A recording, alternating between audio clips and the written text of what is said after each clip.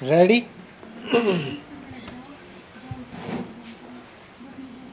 Start.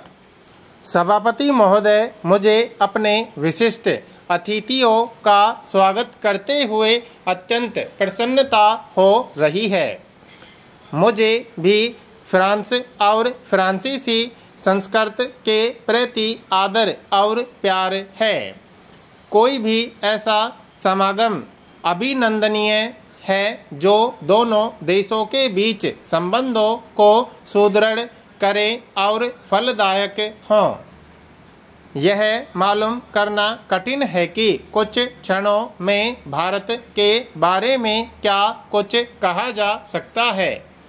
मैं समझती हूँ कि आप सब जानते ही हैं कि भारत अनेक जटिलताओं और विरोधाभासों वाला देश है। कोई जो कुछ भी कहे वह देश के एक या दूसरे भाग के बारे में सही हो सकता है, लेकिन पूरे देश के लिए फिर भी सही नहीं हो सकता। और हम क्या कर रहे हैं या क्या नहीं कर रहे हैं, इसे न समझ पाने का एक कारण शायद यही है कि भारत में आने वाले अधिकांश लोग केवल उसके एक भाग की यात्रा ही करते हैं और भारत के बारे में जो संवाद प्रकाशित होते हैं वे किसी एक दृश्य या घटना के संवाद ही होते हैं, जिन्हें ऐतिहासिक परिप्रेक्ष्य से अथवा बृहत्तर भारत से अलग थलग करके देखा जाता है। शायद आज हमारी स्थिति अनेक प्रकार से कई वर्ष पहले की अपेक्षा अधिक अच्छी है।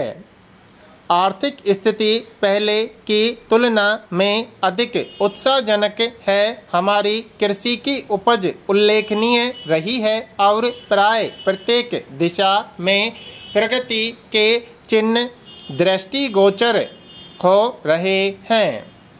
फिर भी जब कभी भी कोई भारत संबंधी समाचार देता है, विशेषतः विदेशी पत्रों में, तो एक सुर्खी जो सबसे प्रमुख होती है वह यह कि क्या भारत अपना अस्तित्व बनाए रख सकेगा, क्या भारत में लोकतंत्र जीवित रह सकेगा आदि।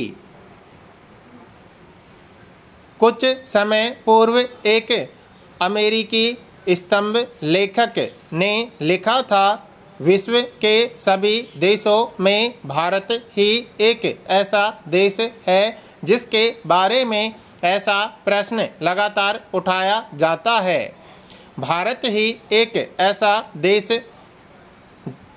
जिसे बार बार यह सिद्ध करना होता है कि उसका अस्तित्व है, और भले ही हमने ऐसा कुछ किया हो जो अप्रत्याशित रहा हो या जिसे हमारे लिए बहुत बड़ा काम समझा गया हो और जिसमें हमने सफलता भी पाई हो, फिर भी अगले कदम का प्रश्न तुरंत उठा दिया जाता है। मुझे अपने पिताजी से अनेक सद्वस्तुएं विरासत में मिली हैं। एक के विषय में मैं आपसे कह चुकी हूँ, फ्रांस से प्यार, फ्रेंच भाषा से लगाव आदि के विषय में। सभापति महोदय, मैं समझती हूँ कि सबसे मूल्यवान उपलब्धि रही है भारतीय जनता के प्रति अटूट विश्वास, और मुझे कोई संदेह नहीं है कि यह देश जिसने अपने दीर्घकालीन इतिहास में बड़े बड़े तूफान झेले हैं, आने वाले दिनों में भी ऐसे तूफानों का सफलतापूर्वक झेल सकेगा। आजकल कुछ लोगों को लगता है कि राजनीतिक स्थिति असुरक्षापूर्ण है और उसे समझना कठिन है।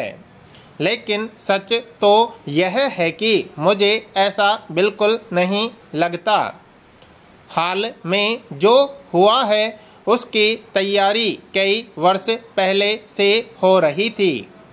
वास्तव में यह शुरुआत स्वतंत्रता मिलने के बाद से ही हो गई थी। अन्य सभी देशों की तरह यहाँ भी विभिन्न लोगों के विभिन्न दृष्टिकोण थे, लेकिन अन्य देशों की अपेक्षा भारत में कांग्रेस पार्टी एक छतरी के समान थी, जिसकी छाया में विविध दृष्टिकोण पल रहे थे। राजनीतिक स्वाधीनता प्राप्त करने के लिए यह एक समान तत्व था।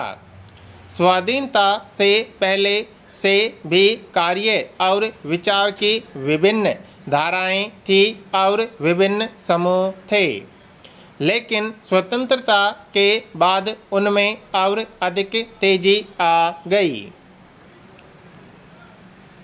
अगर आपको मैं निजी विश्वास में लूँ तो मैं एक अपना स्मरण सुनाना चाहूँगी। बड़ी चर्चा थी कि महात्मा गांधी के सभी विचारों से मेरे पिताजी सहमत नहीं थे, इसलिए कुछ ऐसी बात उठी कि स्वाधीनता के बाद महात्मा गांधी नहीं चाहते थे कि वह प्रधानमंत्री बने।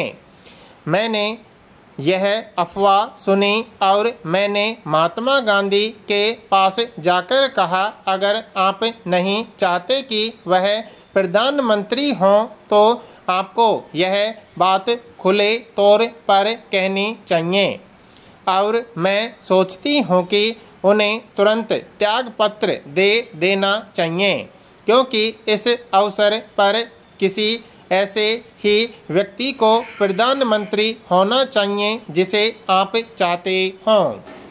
महात्मा गांधी का उत्तर तुरंत और स्पष्ट रूप में था कि मैंने अपनी राय बहुत साफ तौर पर बता दी है।